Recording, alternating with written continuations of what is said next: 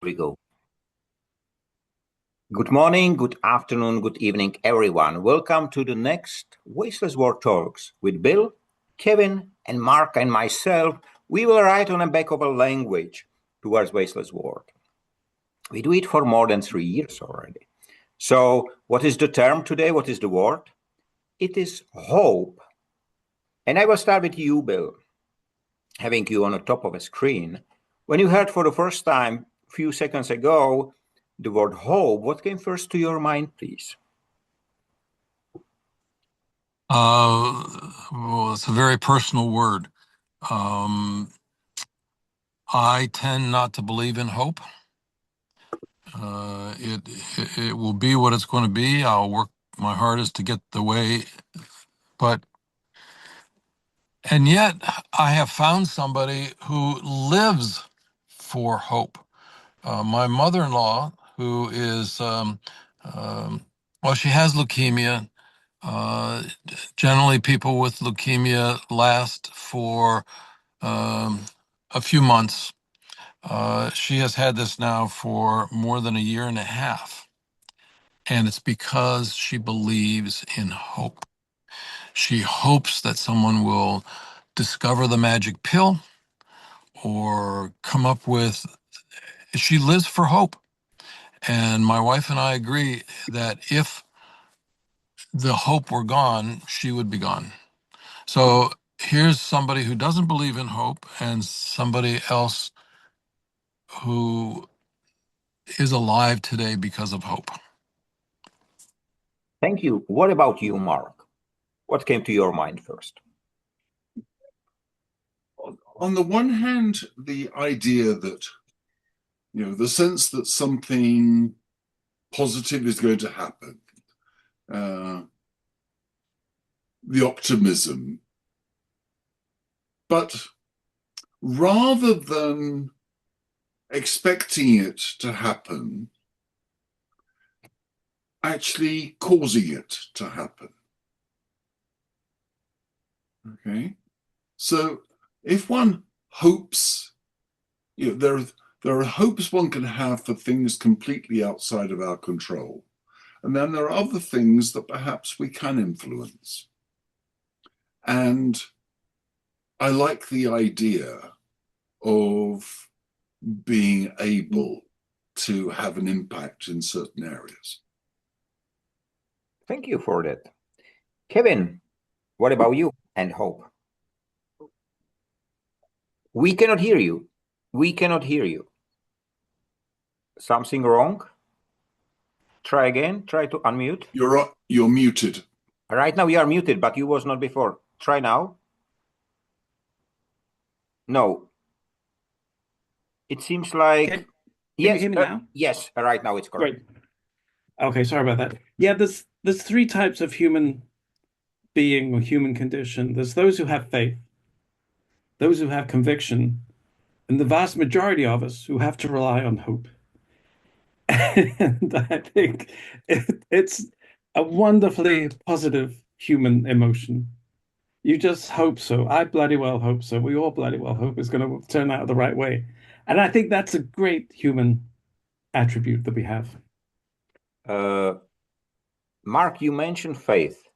Do you think that the faith is the realization of hope, is the action which leads to hope?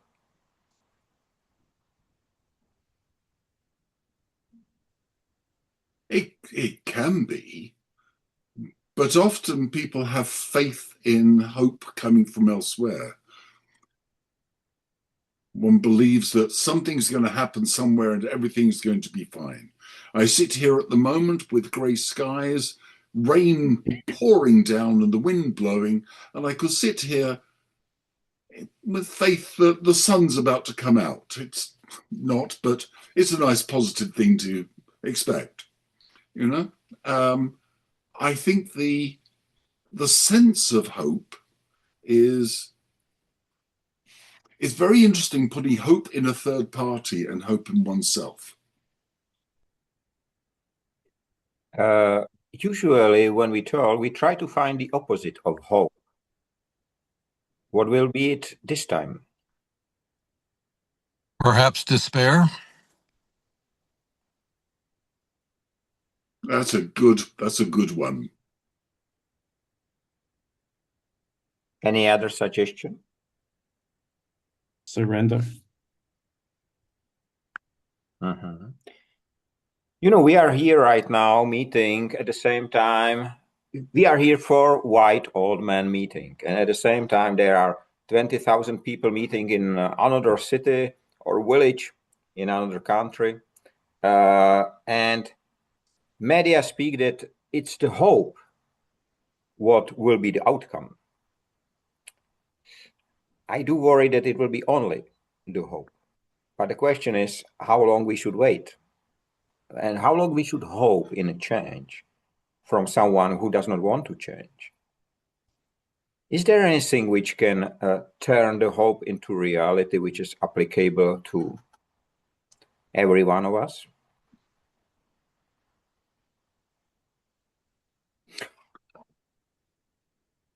Or I will ask another question before you answer, Mark. Do you think that hope is love or love is hope?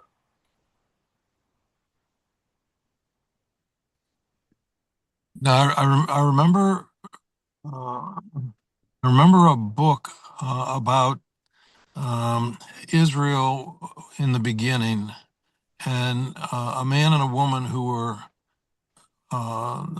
in the army fighting, and there was no hope. They every day was fewer and fewer of them. There was no hope, but there was love between this man and this woman. So I really think that love, I don't know that it's connected with hope. What do you guys think? I don't think there's any connection either. I think that hope is it's based upon an outcome which is out of our control, but love can be as well. But I think it's just two things they have in common, but they're not connected. What about you, Mark? You have answered No, to previous question as well. I agree. I think that one could find potentially a link between the two of them. Love is a wonderful word that can be applied in so many different areas. But isn't it interesting that we have hope, we have hopeless, we have hopelessness, and where we feel that things are out of our control. I find it interesting. It was something I was thinking about this week. Talking with people about life and how long people live, and saying that in some respects our lives are like going to a movie house, watching a movie. Okay, we've gone in and we're sitting there and we've been told that we're not going to see the end of the movie because we're going to pass away. Okay, and we can either sit there feeling hopeless and despairing that, oh my goodness, I'm not going to see the end of this film. I'm not going to see what my great-great-grandchildren look like and what they're going to achieve. It's beyond me. Or one can turn it completely on its head and say, the beauty, knowing that this is going to happen, is that we fully experience everything that we're seeing right now, and we enjoy what we're seeing right now, rather than despairing over what we won't see. Do you think that the belief in a way used in a religion, it's another word for hope, or is just a tool, or the hope is tool for religion? Is there any connection? I think that religion relies upon conviction rather than hope. Uh-huh. I think that, yeah. But there's a difference between hope and conviction. Yeah. Yes. And a lot of people have hope without having conviction, and vice versa. You know, the reason why I'm asking, because I mentioned the event which is running currently, which is run for decades, bringing nothing, just promises. And I just asking how to end it, how to really end something which it's repeatedly repeated, and it is just built on the, I will say, on the hope that the change will happen. And we are waiting another year till the event will take place again. And we will believe again and hope. But the only outcome is the next event. And this is frequent.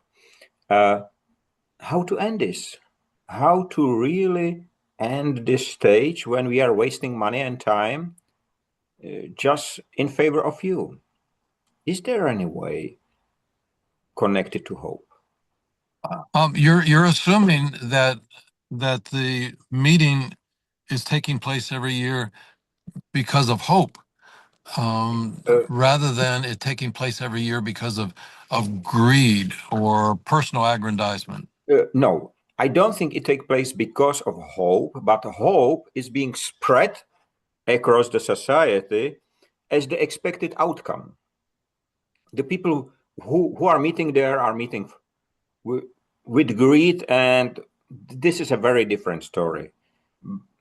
But the presented outcome is the hope. It will not be the war, it will be better, we will have and so on, which is never happened. So can we work with hope? Is marketing based on hope? Sales? I don't know.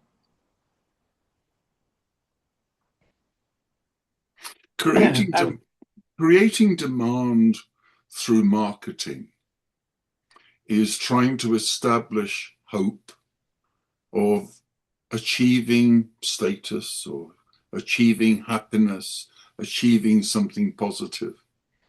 And it's that extraordinary gap between the perception and reality, where the perception is we will create this perception, fueling it with unjustified hope. But if people believe, if people are convinced that something will happen, they will go away believing, and so the cycle just continues. And as we've seen in dystopian literature, it's astonishing what people will believe, and they will be comforted by their sense of hope. Kevin? And we all like hope. We like to be sold hope as well. I think in terms of marketing, the best marketing is persuasion. So the hope then is that when you go and buy this product, that it will work like you've been persuaded it will. And so we managed to persuade the buyer to have all the hope. So they're investing their hopes into this thing. So from the marketeer's point of view, the job is done. Mm. Which means, in some way, hope is transferable. Yeah. Yeah, but I mean that's the whole point with Davos, is that they're promising us hope. And they're never going to deliver on it.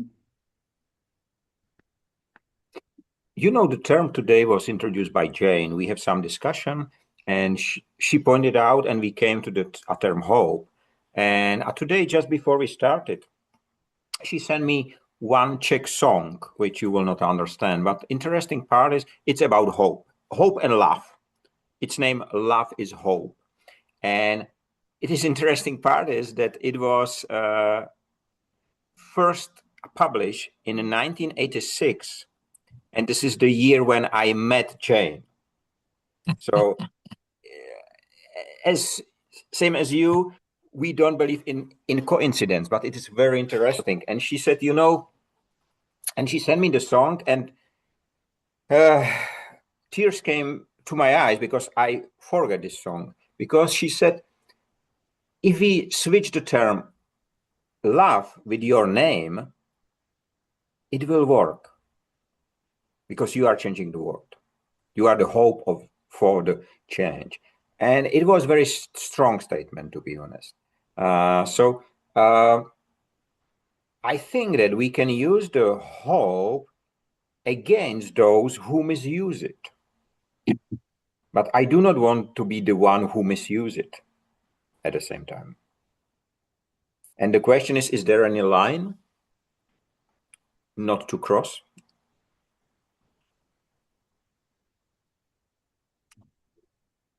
Oh. Suddenly I leap forward to when is one dealing in truth and when is one dealing in lies.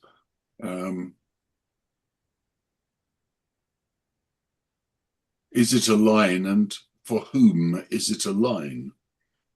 If someone is knowingly lying, morally, I think most of us would say that is not good.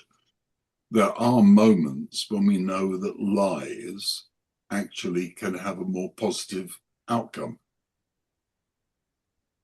If one diminishes risk, then that can be a good time not to tell the truth, to give someone greater courage, whether it's going into an operation or doing something. Of course, here in the UK, we take a very simple approach. We just all get very excited when we start singing Land of Hope and Glory.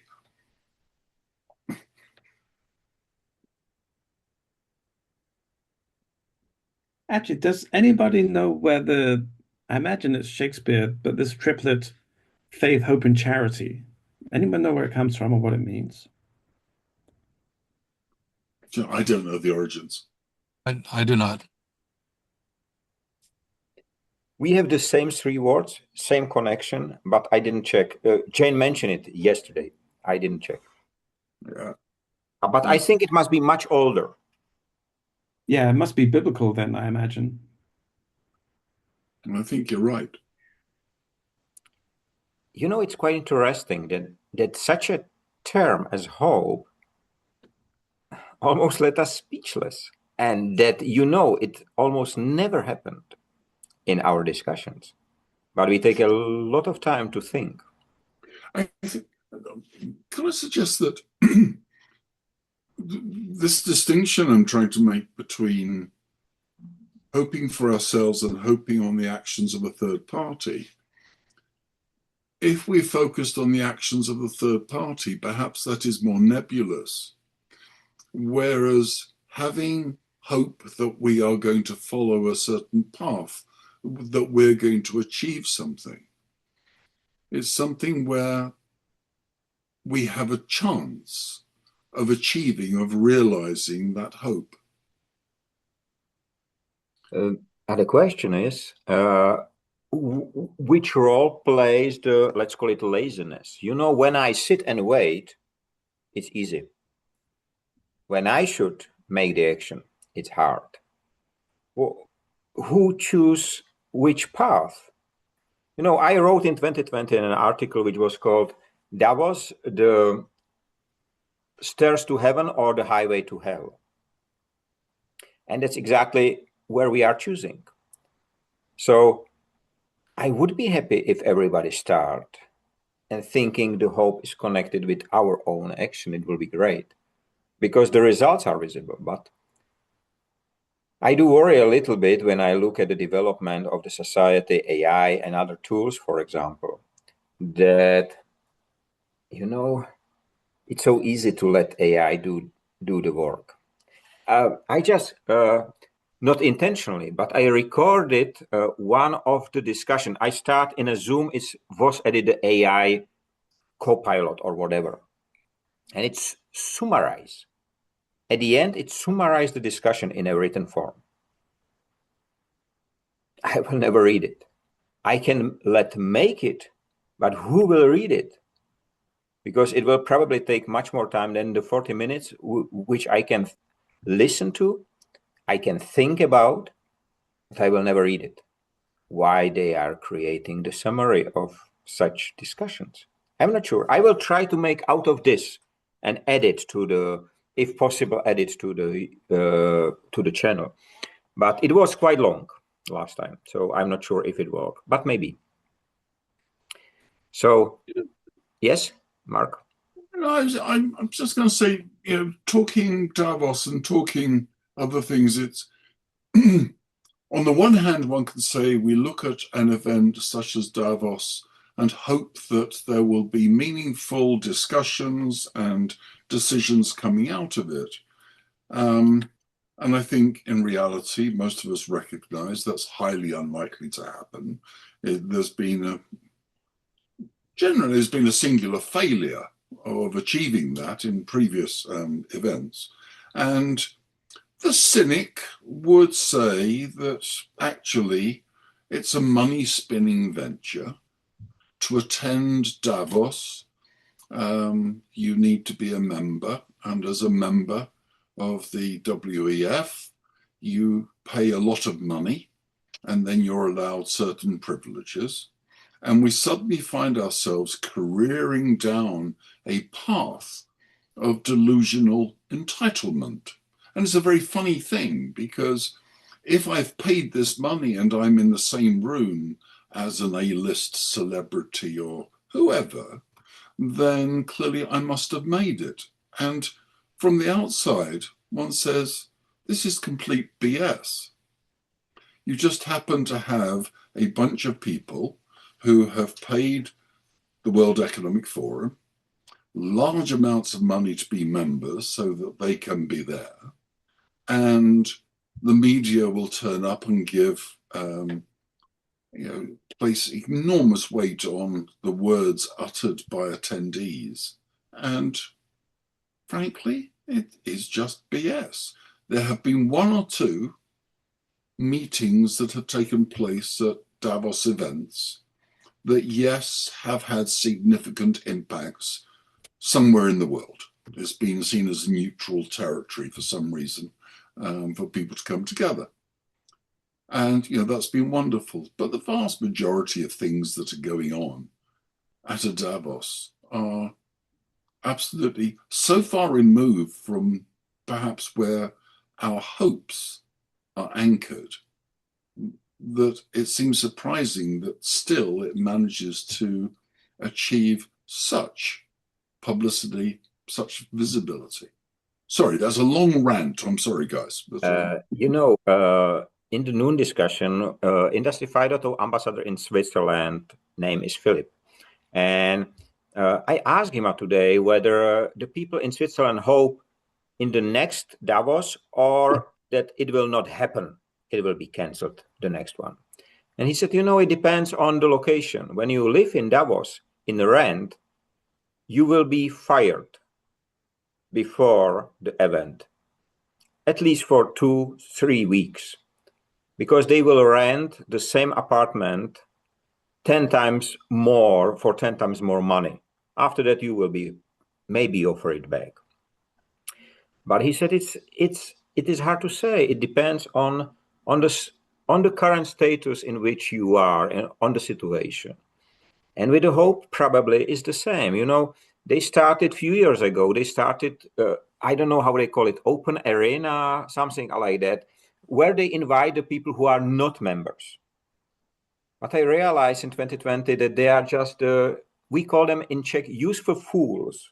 These are the people running there with the selfies and taking and making coverage for free, which is great for them because the membership in World Economic Forum started with 60K and ended, I think, somewhere around 250K, depending on the situation.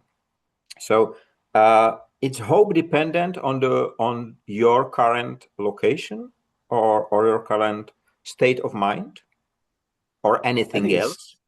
it's definitely state of mind. I think if you think about hope, it's on a spectrum with cynicism at one end and naivety at the other. And depending upon your personality, you can be cynical, hopeful, or naive. That's interesting. It reminds me on one project of one of my friends, Luděk Fencel, who generally is aiming on efficiency, but he goes through the human way. So make people more efficient, not running faster. And it's quite at a human way in some way. And he said, Michael, I just developed a tool which can measure meetings and turn it into cost. And he said, it's unbelievable, unbelievable. If you show this to the companies who have a meeting every 10 minutes and the people spend there, it's unbelievable how much money they are wasting. And he said, I hope it will be adopted soon. Let's see. I don't know where on this scale he is right now, but the idea is great.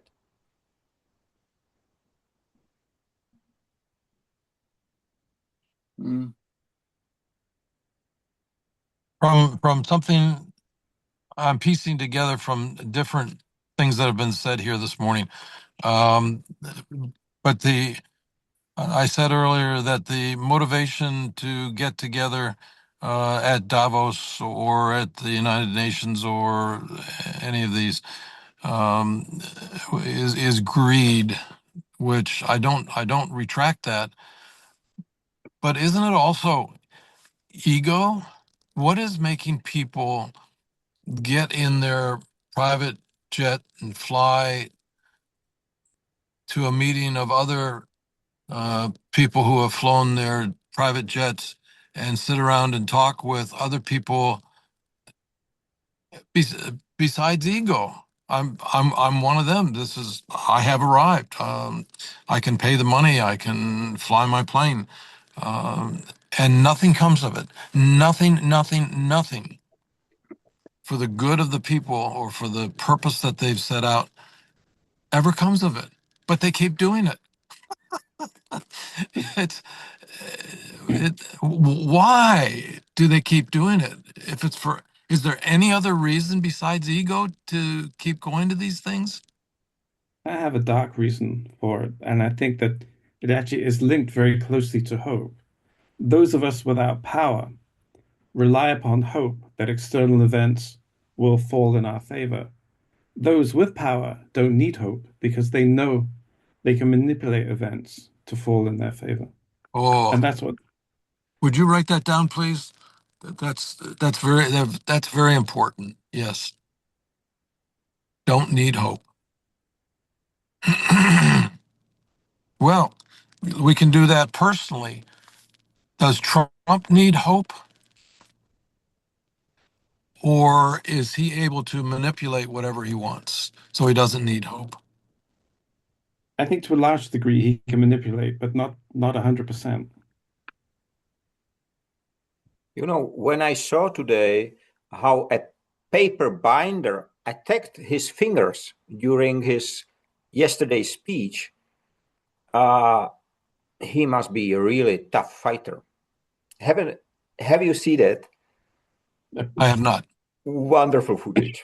It's at the beginning of his speech where he summarizes his achievements with such a thick, a lot of papers, and there was a clip on the top, and he take it down, and somehow it clip his fingers, and then for 1 minute he speaks how strong he is, that he did not give up, and even if it's cut my fingers, I will speak to you, something like that.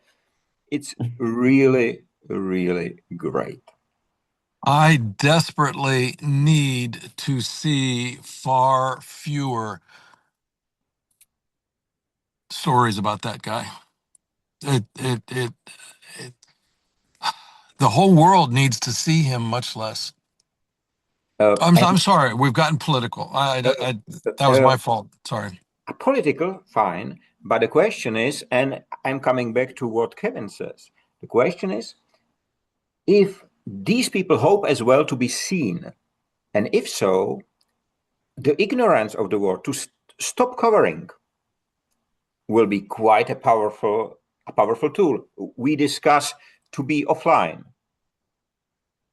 and that can be very important, I think, in taking back the ability to decide, not just, and to hope in ourselves instead of the third party, as Mark mentioned it.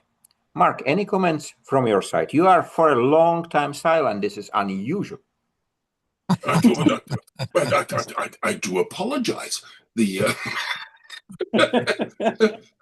no, I tell you one thing. Sorry, the things just been going through my head.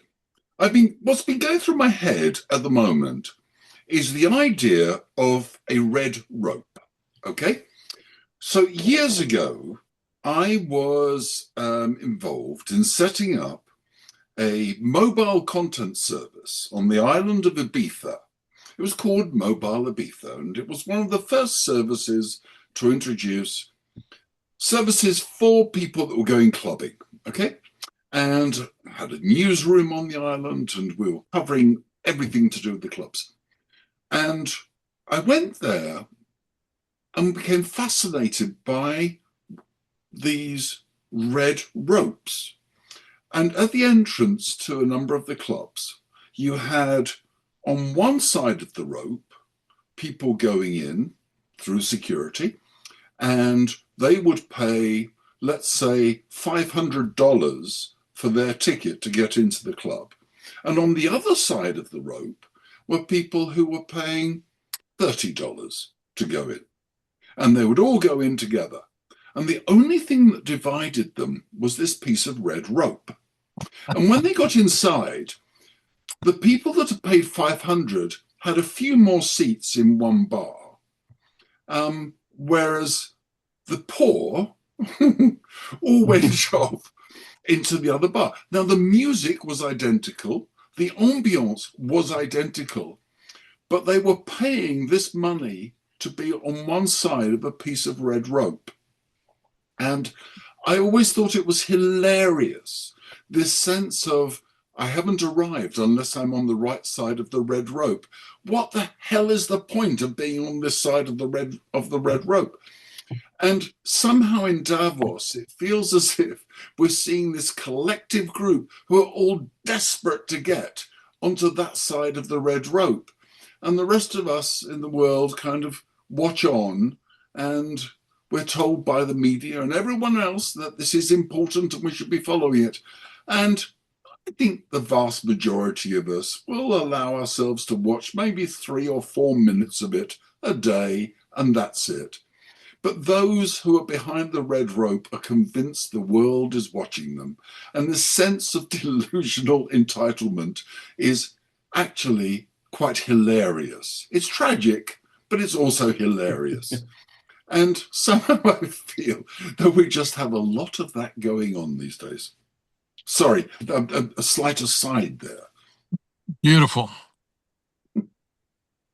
It was great, and I think it should be, I don't know whether it's still streamed. The Little Britain, is it still streamed?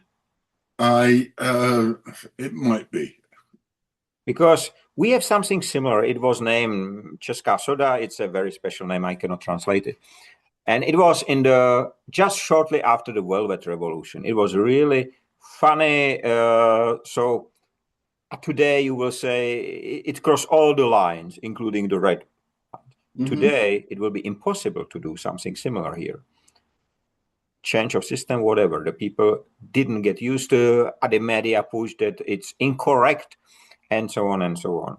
But what I see why, for example, by the